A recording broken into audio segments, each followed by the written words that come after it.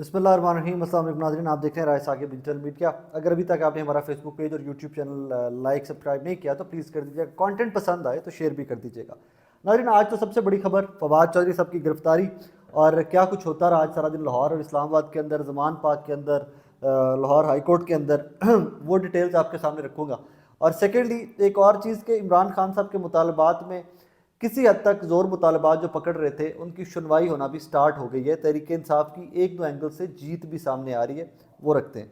बहरहाल आपको पता है कि रात को इमरान खान साहब को गिरफ्तार करने की खबरें आई हैं ऑल दैट। उसके बाद वो तो कारकुनान रात को पहुंच के मैं अपडेट करता रहा आपको।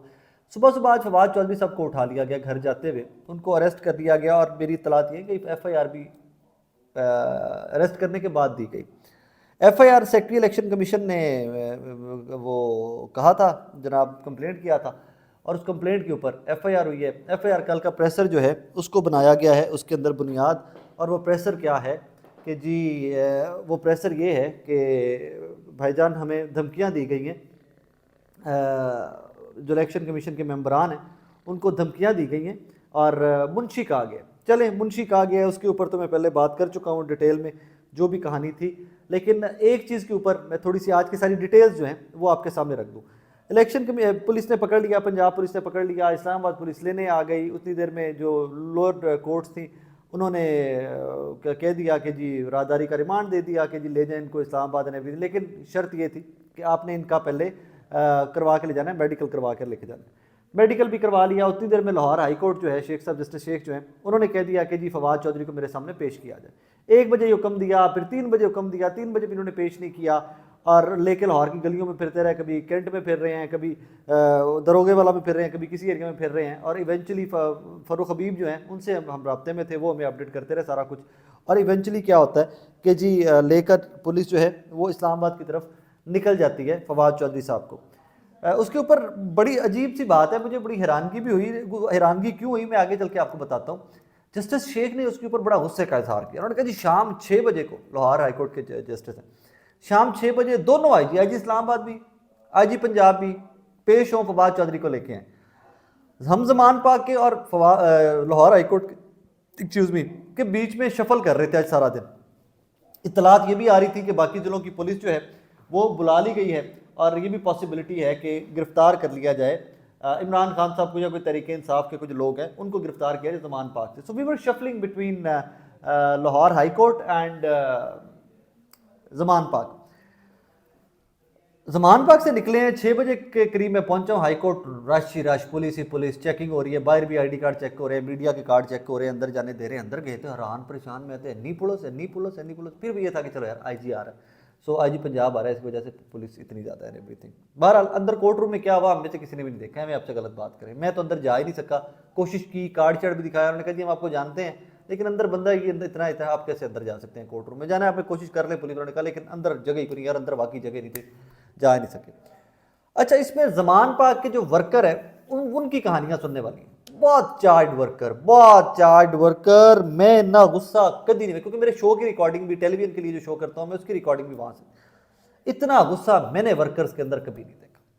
खैर वो सारी कहानी भी वहां पर चलती रही, इमरान खान की security and everything. To my wonder 6 बजे जब इमरान का वो सारे फवाद चौधरी वाले फैसले के अंदर, हाँ इमरान रियाज खान साहब आए हुए थे, तहरीक इंसाफ के मेन लीडरशिप में से तो लोग नज़र नहीं आए, कर्नल हाशिम डोगर मुझे वहाँ पर नज़र आए और जर्नलिस्ट में तो सारे ही थे, हम लोग इमरान पे भी वहाँ पे थे। तो फैसला अजीब सा आया कि जी FIR हो चुकी है, हमारी जो रिस्ट्रिक्शन नहीं है, इस्लामाबाद जाने दे, जाने ना छड़ दो। मैं फास्ट फॉरवर्ड पे आ रहा हूँ क्योंकि डेवलपमेंट्स बहुत ज़्यादा हैं और मैं ज़रा टाइम वेस्ट नहीं करना चाहता। रात के भी जागे में, सारे दिन के भी जागे में, अब अपनी बैटरियाँ भी डेड है, लेकिन मैंने कहा सोने से पहले मैं आप लोगों को अपडेट कर दूँ। इस तरह की सारी कार्रवाइयाँ चलती रही हैं।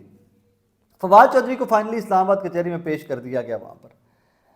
उसके ऊपर कुछ पॉइंट्स बड़े इंपॉर्टेंट है जो फवाद ने वहाँ पर गुफ्तगू की है ना मजिस्ट्रेट साहब से, नवीद खान साहब से, वो ज़रा सुनते जाइएगा। पहला पॉइंट, मेरी बात नहीं होती, पार्टी पॉलिसी है, क्योंकि मैं पार्टी का तर्जुमान हूँ। फवाद चौधरी कहते हैं कि मुझे सुबह उन्होंने पकड़ा और सबसे पहले मेरा मोबाइल फ़ोन छीना है पुलिस ने। मैं पाकिस्तान तहरीक इंसाफ का तर्जुमान हूँ। एक चीज़ इसके ऊपर जिसके ऊपर मैं शोर मचा रहा हूँ, मैं हमेशा एक चीज़ आगे डिटेल में जाकर मैं कुछ आज के पॉइंट्स हैं मैं उनके ऊपर ज़रूर बात करना चाहूँगा कि सियासत में मेचोरिटी कैसे लाई जा सकती है। वो कहते हैं कि मुझे CTD में क्यों रखा गया। मैं दहशतगर्द नहीं हूं भाई, साबिका वजीर हूं, सीनियर वकील हूं, पाकिस्तानी हूं, एक जमात का तर्जुमान हूं, और ये जस्टिफाइड है कि कैसे आप सिटी में रख सकते हैं। बरामद कुछ नहीं करना, जिस्मानी रिमांड किस लिए मांग रहे हैं? मैं लाहौर हाईकोर्ट में था, मुख्तलिफ वकीलों से बात होने, यार जिस्मानी रिमांड की तुक नहीं बनती, बरामद कुछ नहीं करना, बरामदगी का कोई ऐसा नहीं है। लेकिन उन्होंने बरामदगी के लिए लुच फ्राई कर दिया ना बीच में, उन्होंने कहा जी हमने डिवाइसेज बरामद करनी है, इनके लैपटॉप बरामद करने हैं, हमने ये बरामद करना है, हमने वो बरामद करना है, ऑल दैट। मैं ये सारी चीज़ें छोड़ दीजिए, ये तो मैं आपको सिर्फ प्रियम्बल दिया सारा कि जो सारा कुछ हो रहा सी उसका बैकग्राउंड दिया मैंने आपको सारा। आज के वीलॉग का मकसद ये था। फवाद चौधरी ने क्या कहा है? फवाद चौधरी ने कहा है कि भाईजान अगर आप हमसे ज्यादतियां करते रहेंगे, जो इलेक्शन कमीशन को मुखातिब करके, अगर आप तहरीक इंसाफ के साथ, पाकिस्तानियों के साथ, तहरीक इंसाफ के वोटर्स की उम्मीदों के ऊपर पानी फेरते रहेंगे, हमारे सियासी ज्यादतियां करते रहेंगे, तो आपको इसका जवाब देना पड़ेगा। अच्छा, मैं धमकी के खिलाफ हूं, धमकी किसी को कभी नहीं दी जानी चाहिए, लेकिन अगर एक सियासी जमात जिसको सब आप मिलकर दीवार के साथ लगाते जाएंगे, लगाते जाएंगे, लगाते जाएंगे, उनको इतना भी हक ना दें कि वो कंप्लेंट भी कर सके, वो ये भी रजिस्टर ना करवा सके कि भाईजान आप हमसे ज्यादती कर रहे हैं, आप ये हक भी उनसे छीनना चाहते हैं कि हम आपको तुन भी रहे हैं और आप चुप करके बैठे रहे आगे से। Do you want me to say that? इससे आगे चले लूना, इससे आगे आप चले तो अगली कहानी ये है भाईजान कि धमकी दे दी। राना सनाउल्लाह ने धमकी नहीं दी थी, मरियम नवाज धमकियां नहीं देती आई, अताउल्लाह तारड़ धमकियां नहीं देते आए। मैं धमकी के सख्त खिलाफ हूं। मेरा मुद्दा यहां पर सिर्फ एक है कि आप एक बंदे को दीवार के, एक सियासी जमात को दीवार के साथ लगा रहे हैं, और वहां पर फवाद चौधरी अकेला बात नहीं कर रहा था, अपनी जमात की नुमाइंदगी कर रहा था। आप एक सियासी जमात को बाकायदा दीवार के साथ लगा रहे हैं, सब मिलकर, और वो जमात रिटेलिएट भी ना करे आगे से। आपका मजहब कहता है, आपका इस्लाम कहता है कि भाईजान अगर आप किसी के साथ ज्यादती करते हैं तो उसके लिए रेडी रहे, अगर आपको कोई थप्पड़ मारता है तो रेडी रहो कि ਤੁਹਾਡਾ हक है कि तुम थप्पड़ वापस मार सको, मजहब आपका कहता है। यही इलेक्शन कमीशन, इसीलिए इलेक्शन कमीशन के मेंबरान के फैसले मशकूक हैं, अगर हैं, मैं कहता हूं उनका बयानिया ये है तहरीक इंसाफ का, अगर मशकूक हैं तो क्या इक्तदार में आकर तहरीक इंसाफ अगर उनको मौका मिलता है, दोबारा अल्लाह उनको मौका देता है, तो क्या इनके खिलाफ कार्रवाई नहीं कर सकते? वो क्या उनको नहीं करनी चाहिए?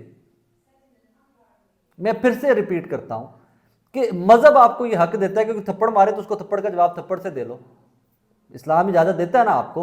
और एक इलेक्शन कमीशन जिसके ऊपर इल्जाम ये है कि वो तहरीक इंसाफ को नुक्कड़ में लगा रहा है, वो तहरीक इंसाफ के साथ ज्यादतियां कर रहा है, सियासी ज्यादतियां कर रहा है, हर किस्म की ज्यादतियां कर रहा है, तो क्या एक सियासी जमात का तर्जुमान जिसका नाम फवाद चौधरी है, क्या उसको इजाजत नहीं है कि वो अपनी जमात की तर्जुमानी करते हुए ये कह सके कि हम आपसे बदला लेंगे? बदला लेने का मतलब ये नहीं था कि उन्होंने चौका में पढ़ के चपेड़ा कड्डण अलग बना दिया। बदले का मतलब सियासत में यही होता है कि सियासी कार्रवाई की जाएगी, कानूनी कार्रवाई की जाएगी अगर हमारे पास ताकत आ गई। तो क्या मुल्क के अंदर, किसी भी मौजूद मुल्क के अंदर कुछ भी गैर कानूनी होता है तो क्या आपको इजाजत नहीं है उसके ऊपर आप कानूनी कार्रवाई कर सकें?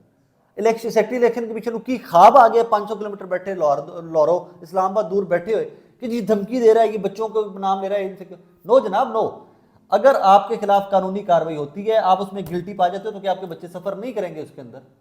क्या आपके बच्चे उस कानूनी कार्रवाई से महफूज रहेंगे? क्या वो सफर नहीं करेंगे उस टाइम पे? बड़ा लॉजिकल सा सवाल है, इसके ऊपर सोचिए आप। मैं फिर से कह रहा हूं, धमकी के मैं खिलाफ हूं। मैं उसको, कोई भी बंदा हो, राना सनाउल्लाह दें, फवाद चौधरी दें, अता तारड़ दें, मैं जस्टिफाई नहीं कर रहा उसको। मैं सिर्फ आपको लीगैलिटी में लेके जा रहा हूं, मोरालिटी में लेके जा रहा हूं, और मोरालिटी के अंदर इस चीज की इजाजत है कि आप कानूनी कार्रवाई कर सकते हैं। इलेक्शन रिटायर्ड लोग हैं, अगर इनको लगता है कि इनके फैसले गलत हैं, बायस्ड हैं, कानूनी कार्रवाई करें, हक है। और यही फवाद चौधरी कह रहे हैं, और जमात का तर्जुमान है, जमात कह रही है।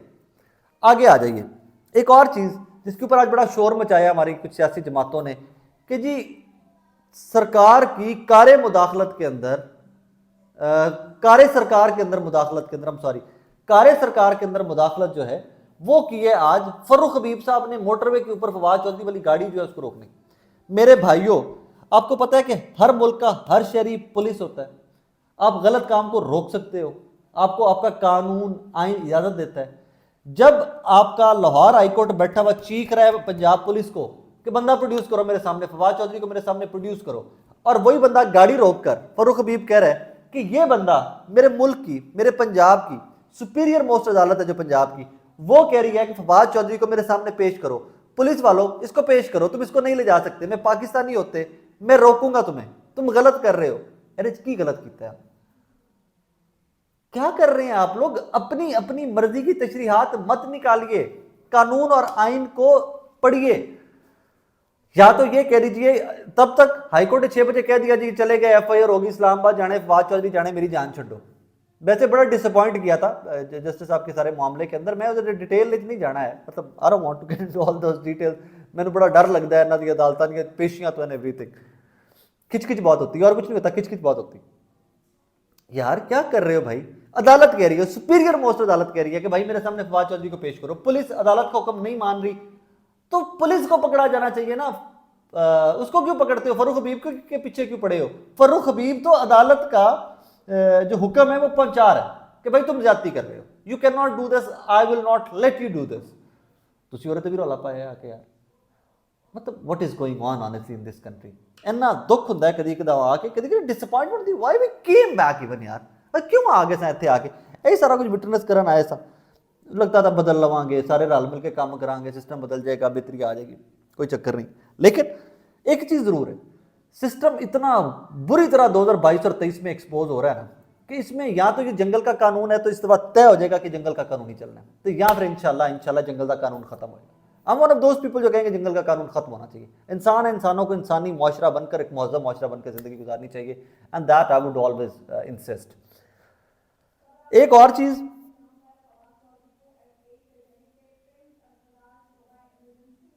मेरे साथ टीवी लगा हुआ है तो मैं अभी वो सुनकर आपको बता, पिम्स अस्पताल में शिफ्ट कर दिया गया है फवाद चौधरी साहब को तिब्बी मुआयने के लिए एंड एवरीथिंग। अच्छा जी, अब आगे चलिए। तो एक और चीज़ कि जिसके ऊपर मुझे लगता है कि तहरीक इंसाफ के मौक़िफ़ की किसी हद तक जीत है, वो कि इलेक्शन कमीशन ने ख़त लिख दिया दोनों गवर्नर्स को, पंजाब को और KPK के भाईजान के अदालत तारीख दे दो मरासले लिखे ने सेक्रेटरी इलेक्शन कमीशन ने, गवर्नर पंजाब और गवर्नर जो हैं KPK उनके स्टाफ ऑफिसर के नबील अवान साहब को लिखा गया ख़त है कि 9 से 13 हम पंजाब में अप्रैल और 15 से 17 KPK इनमें से कोई डेट उठा लें और वो डेट रख ले, इलेक्शन की डेट अनाउंस करवा दी जाए, एवरीथिंग। डेटें मांग ली हैं गवर्नर से इलेक्शन कमीशन ने, क्योंकि इलेक्शन कमीशन कहता है वी आर रेडी, हम इलेक्शन करवाने के लिए रेडी हैं। अच्छा, इसमें टेक्निकलिटी जो है ना आज पेश किया गया नवीद खान साहब के सामने, फवाद चौधरी साहब को, फिर से मेरे जहन में आ गया वो एक पॉइंट के लिखा हुआ, मैंने वो नोट सामने आ गया मेरे। बड़ी अजीब सी बात है, कानून ये कहता है कि भाईजान मुकदमा वहीं पर दर्ज होगा जहाँ पर जुर्म किया गया है। मान लेते हैं कि जनाब ये मुकदमा जो है ये लाहौर में दर्ज होना चाहिए था, क्योंकि जो तकरीर जिसको मौजू बनाकर FIR दी गई है, ये तकरीर तो ज़मान पाक के बाद फवाद चौधरी ने की थी, तो क्या इसका मुकदमा भी लाहौर के अंदर नहीं होना चाहिए था? ये लीगल पॉइंट्स हैं, ये वकला इसके ऊपर बहस कर रहे हैं। इस पर देखिए नवीद खान साहब को क्या लगता है, अदालतों को क्या लगता है, लेकिन बस अजीब ही मामलात हैं इस मुल्क के। डिसअपॉइंटमेंट होती है, डिसअपॉइंटमेंट के साथ हिम्मत भी आती है कि डिसअपॉइंटमेंट को घबराना नहीं और लड़ना। लेकिन मेरी दरख्वास्त आप तमाम लोगों से है, या तो आप नया पाकिस्तान बेहतरी सिस्टम को चेंज करना है, 2/3 मेजॉरिटी देनी है, ये बात करना छोड़ दिया करें प्लीज़, डोंट। ट्विटर फेसबुक की हद तक ये बात मत किया करें।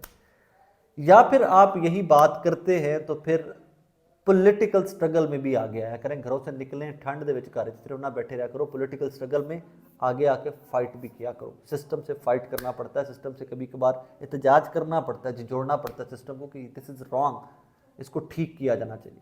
तहरीक इंसाफ के वर्कर से मेरी गुजारिश है, नून लीग के वर्कर से मेरी गुजारिश है, पीपल्स पार्टी के वर्कर से मेरी गुजारिश है, अगर आपने सिस्टम बदलना ही है, अगर आप सब लोग मिलकर चाहते हैं कि बेहतरी, और स्पेशली तहरीक इंसाफ का वर्कर, क्योंकि आप नए पाकिस्तान की बात करते हैं, आप बात करते हैं कि हमें सिस्टम बदलना है, बेहतरी लेके आनी है, तो फिर फवाद चौधरी को आज पकड़ लिया था। कितने शहरों के अंदर एहतजाज हुआ, सवाल छोड़ के जा रहा हूँ, कितने शहरों में एहतजाज हुआ आपको? इमरान खान के बाद तहरीक इंसाफ के वर्कर सबसे ज़्यादा फवाद चौधरी की बात सुनते हैं, सबसे बड़ा स्पीकर, कम अज़ कम सबसे बड़ा लीडर इमरान खान के बाद फवाद चौधरी है। कितने लोगों ने सुना उसको आज, कितने लोगों ने एहतजाज किया आपने, कितने गाँव देहात शहरों में एहतजाज हुआ फवाद चौधरी की गिरफ्तारी के खिलाफ। सियासत को समझिए भी, सियासत सिर्फ ट्विटर और फेसबुक की हद तक नहीं है, और अगर आपने इसको जंगल का कानून ही रखना है, आपने घरों के अंदर रहना है, कंफर्टेबली रहना है, आपके किचन चल रहे हैं, जिनके नहीं चल रहे हो जाए भाड़ में, तो फिर आपको कोई हक भी नहीं है कि आप किसी के ऊपर तनकीद करें। फिर नून लीग के वोटर के ऊपर, पीपल्स पार्टी के वोटर के ऊपर आपकी तनकीद भी बेकार।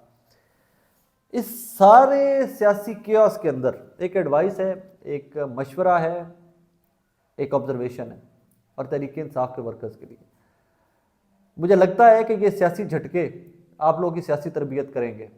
इस सियासी तरबियत के अंदर एक तरबियत ज़रूर होनी चाहिए कि अपनी जमात से हटकर भी गलत को गलत, सही को सही कहना सीख लीजिए। राना सनाउल्लाह की मिसाल दूंगा, अफरीदी साहब को उस केस में इस्तेमाल किया गया, विक्टिमाइज जहाँ से किया गया, जिसने किया, मुझे उसकी डिटेल में जाने की ज़रूरत नहीं है। गलत को गलत और सही को सही कहना सीखिए। अगर यही ज़्यादती निहाल हाशमी के साथ होती है, मरीम नवाज के साथ होती है, तो उसके खिलाफ आवाज़ उठाइए, जमहूरियत इसका नाम है। कानून की बालादस्ती के लिए आवाज़ उठाइए, तब बनेगा नया पाकिस्तान। इसलिए तब सिर्फ कानून की बालादस्ती के लिए आवाज़ मत उठाइए कि जब सिर्फ आपके किसी लीडर या आपके वर्कर के लिए जाती हो। जब किसी के साथ जाती हो, आवाज़ उठाइए। तो आपकी जमात का हो, आपका ना हो, आपका मुखालिफ हो, बदतरीन मुखालिफ हो, जब ज्यादती हो रही हो तो उसके खिलाफ आवाज़ उठाइए, तब रियासत बनेगी, तब मुल्क बनेगा, तब कौम बनेगी। और इस गुजारिश को मैं डिटेल में बात करना चाहूँगा, लेकिन अब बैटरी की अपनी जो मेरी बैटरी है ना, वो 2 दिन से जाग जाग के अब कहानी ख़त्म हुई पड़ी है। दुआ में याद रखिएगा, पाकिस्तान को दुआ में याद रखिएगा। अल्लाह हाफिज़।